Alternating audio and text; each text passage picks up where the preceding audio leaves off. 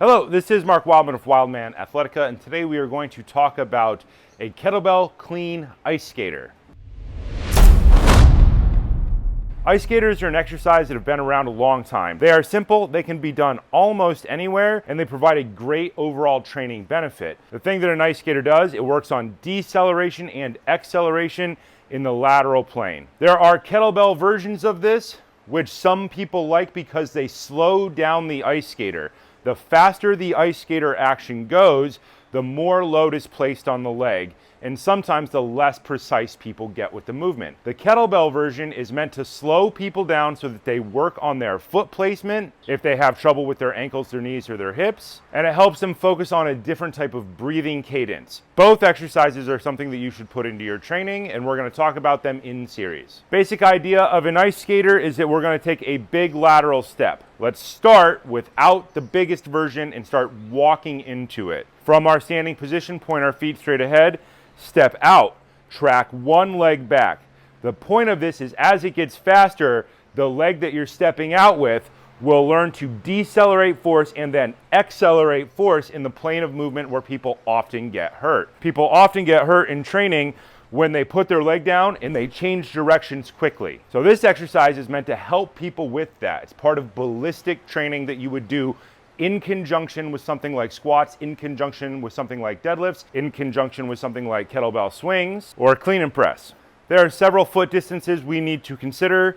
Feet all the way together, feet underneath our shoulders, one shoulder width apart, two shoulder widths apart, and then beyond that, getting into 3 or 4 shoulder widths apart, which is where you get into the jumping range. In the beginning, start with 2 shoulder widths apart. Take your other leg, track it back behind you like the tail of a dragon, point your base foot straight ahead. Take your arm, reach down, touch the ground. You will recognize this as looking like a dragon lunge. This is the ballistic version of something like a dragon lunge. Get down, touch the ground, step out. 2 shoulder widths apart, track your foot behind, toe on the ground, reach down outside the line of your foot, touch the ground. Step out, touch, step out, touch, step out, touch, step out, touch, step out, touch, step out, touch. That on its own can be an absolutely savage exercise that you can probably work on for your entire life because you could always get better at it. Things you can't control: the cadence, how fast you are moving, the distance of the jump, and how many reps you do. The way that I have seen this trained the most is with distance, putting a piece of tape on the ground, getting to another piece of tape on the ground, over the course of weeks or months, moving the pieces of tape further apart so the jump part gets bigger and bigger. Very, very simple idea, a very, very good idea. There are several kettlebell versions of this exercise.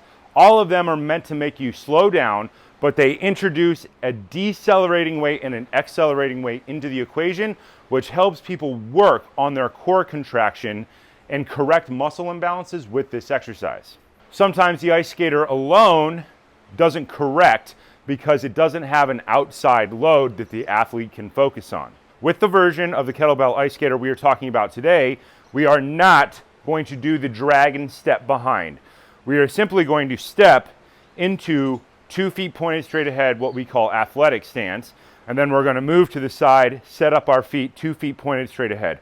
Our rear leg will not cross our center line for this version of this exercise. Get the kettlebell up to our rack position. The wrist is flat. The L of the hand is in the L of the kettlebell. If your hand is away from the corner, this will not work out well for you and you're going to beat up your arm. The handle should be at a 45-degree angle in the catch all the time. Normal kettlebell clean, push the thumb back, catch and rack. Push the thumb back, catch and rack. Push the thumb back, catch and rack. Evolve one step. Move the opposite leg back, opposite from the hand that's holding the kettlebell. Toe on the ground, heel off the ground. Push back, clean, push back, clean, push back, clean. Step across, push back, step back, clean. Push across, step back, clean. push across, step back, clean, push across, step back, clean. This version of this exercise is meant to be slow. On the catch, your leg can end up drifting wherever it wants. On the downside, you have to make sure you maintain the gap between your knees and you don't cross over, because if you cross halfway, then your leg will be in the way of the kettlebell and you will not like it. Make it slow this side, fast this side. Slow, fast. Slow, fast. Slow, fast. On the catch, you can rotate as much as you want. Starting position, step, legs are wide enough, load down, catch. On this catch, you can rotate your chest 90 degrees to the base leg. This is what we're emphasizing over time. Step out, load, catch, load, catch, load, catch.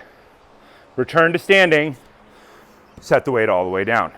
There are a massive number of ways you can program this exercise. You need to start with a very light weight. Whatever weight you're working on for your standard clean and press, you want to be way down, sub 50% of your weight for your clean and press. Normal clean and press, 2 feet on the ground, feet not moving, you can lift the most weight. Stagger stance, if your feet aren't moving, build up to your clean and press at that weight. Once you start introducing these stepping movements, all the weight and load is going to go into one leg, and you're going to be decelerating and rotating that knee somewhere in the movement. So you need to start with a light weight so you can learn to control it. Think about the variables that you can control here. Step size, weight of the kettlebell, pace of the movement, and the amount of reps or time you're doing it. There's a lot of variables to consider with this exercise. If you're not used to this exercise, start with a very light weight, sub 50%, probably in the 40 to 35% range, and work on 1, 2, 3, 4, 5, 6, double count because it's easier for your brain, and do a total of 20 steps. That means 10 catches, 20 total steps.